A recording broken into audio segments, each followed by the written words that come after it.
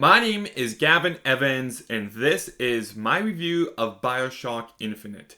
Now, this is the Bioshock game that I heard the most good things about. It seems to be most people's favorites, so I went in with very high expectations, and this is going to be a very unpopular opinion, but I think this is easily the worst of the three, and it's not a very good game at all. But let's begin talking about just how different this game is from the other two. It's a Bioshock game by name alone, and that's it. There's nothing else about it that feels or looks like a Bioshock game. And when you first begin this game, it's super jarring just how different it is. The controls are drastically different. For the first little bit, I kept pressing triangle to jump, but now it's X, and there's a few small changes like that. There's also no compass, instead you just press up and you follow an arrow, which can be quite annoying at moments because sometimes you don't see the arrow. Instead of Adam, we've got Salt, which is nowhere near as interesting. And yes, the setting is in a city in the sky now instead of underwater, but the tone is completely different. The other two are horror games, while this one is an action game. And this city is filled with people who are not trying to kill you, so that makes it feel different. And the person you play as here actually talks. So all of that makes this game feel so drastically different. And also, this game is a lot more reliant on story and characters than the other games. And because of that, I'm going to judge the story and characters a lot more harsher because they're putting more effort into it. And I have to say that for the most part, the story is fine. Like, it begins and you have to find this woman named Elizabeth. So it seems pretty straightforward, but then at an eventual point, it starts introducing these tales where you can travel in time and teleport, and just nothing regarding these tales worked for me in any way. And the relationship between Booker and Elizabeth I found to be completely lacking. I didn't really care for what was forming between the two of them. And to call it great, like so many people are, I think is a disservice to games like Last of Us where they truly make you care about Joel and Ellie, and this game is nowhere close to that level of quality. I also had zero investment in the whole plot regarding Elizabeth's family tree, and there are this one brother and sister that keep showing up, and I did like these two characters, but the biggest issue I have with this story is the very ending. If you've played it, you know I'm going to do a full-on spoiler review for this game next week where I go more in depth, but I found the ending to be absolutely ridiculously stupid. Like, this is a game that's trying to be so grand and epic in its ideas, and it just feels very jarring and none of it works. And let's talk about the setting and atmosphere because this game has no atmosphere. I really do miss the underwater setting. And I miss the Atom instead of the Salts. And like, don't get me wrong, Columbus is a really cool city. I think it's visually stunning. It kind of reminds me of Piltover in Arcane. But I also wish that I felt the fact that it was in the sky more often. Like when you first see it, you're like, wow, this is incredible. But once you start playing the game, you keep forgetting, oh yeah, it's in the sky.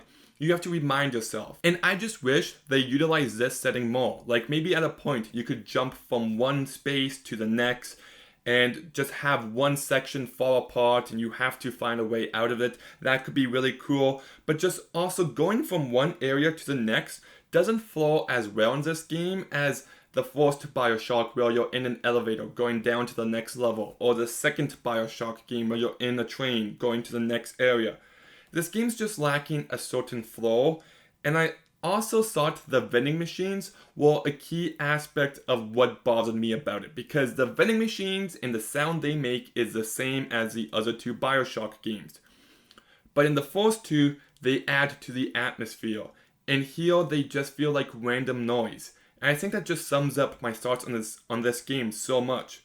You know, some of the technical craft behind this game is impressive. Like I said, it is visually stunning. The graphics look amazing. And I also do like the music here.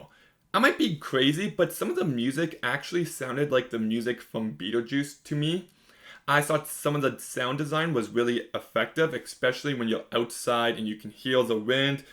But One technical thing, and this is very nitpicky, but sometimes I found it hard to tell how much health I had left. Like, I'd get hit a bunch of times and it looks full, but then I could still pick up health packs, and I know it's like the smallest of complaints, but it did bother me in moments. And the gameplay, once again, is not at all the same. I miss the survival horror aspect. This one feels more like a standard first-person shooter.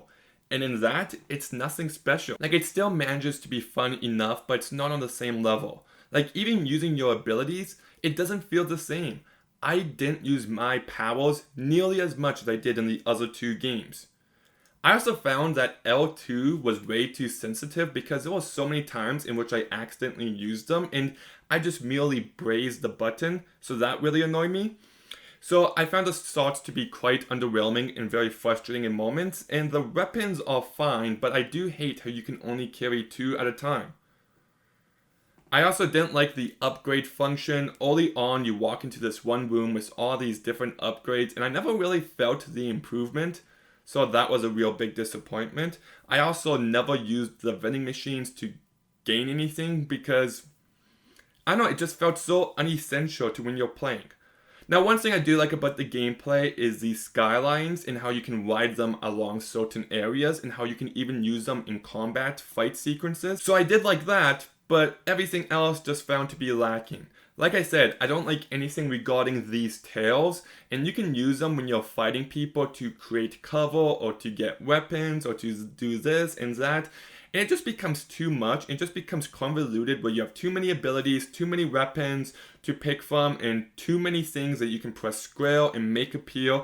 And at a point, it just becomes too much where you just kind of keep it simple. I also found the enemies to be a lot more generic in this game. The one that did stand out was the person who disappears and there's all these crawls and they reappear where the crawls go. I liked that. And there was this one fight with, well, a few fights with this spirit, and I thought these moments were really frustrating. I hated the giant board that kept appearing. It kind of reminded me of A Bug's Life. Like, I know it's so dumb to be like, oh, big board reminds me of big board in other story, but that just happens to be the case here. And I have to mention that the last bit of gameplay, the last action area, is frustratingly stupid. It took me way too long and it just kept pissing me off time and time again.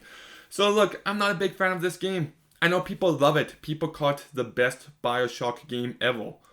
But if I'm ever going to play Bioshock, I will choose the first 2 games every single time before I play this one again. It is fun enough, and I do like the setting, but it's just lacking in what the other 2 games excel in and what makes them special. And people might be like, Gavin, it's not fair to compare them. Yes, it is. They're the same franchise, and if one's significantly better and one's significantly worse, you can talk about the differences, and that's what I'm doing. This game just felt like a standard shooter with a story that it's more reliant on that I didn't really care for. I didn't care about the main relationship all too much, and the ending is just ridiculously stupid. So I'm going to go ahead and give Bioshock Infinite a 4.5 out of 10. This is not going to be one of my more popular reviews, but next week I will be doing a spoiler review where I talk in depth about the story, so stay tuned for that. But what did you think of Bioshock Infinite? Do you think I'm crazy? Let me know why you think that down below. Make sure you like, make sure you comment, make sure you subscribe. Stay tuned for some more videos soon, and Gavin out.